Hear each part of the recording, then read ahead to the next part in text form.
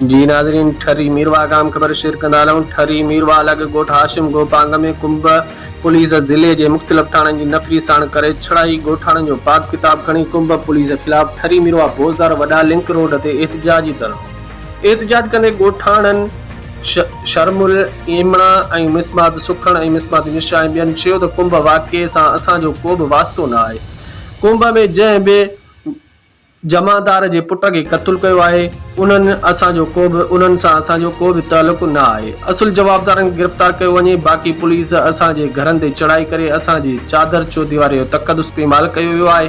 हिननि वधीक चयो त नज़ीर गोपांग ऐं नांग गोपांग ॿिन्ही धुरनि सां असांजो को बि तालुक़ न आहे। हिननि एसएसपी खैरपुर DIG सखर खां इंसाफ़ जी अपील कई आहे। रिपोर्ट गुलाम नबी इस्लामी, ATV न्यूज़, ठरी मीरवा।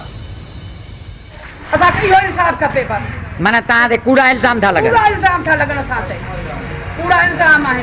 सिंधाई जी कई हुई अपील आहे असांजो इंसाफ़ थियो वञे। असांजा धमकी ॾेई असांजा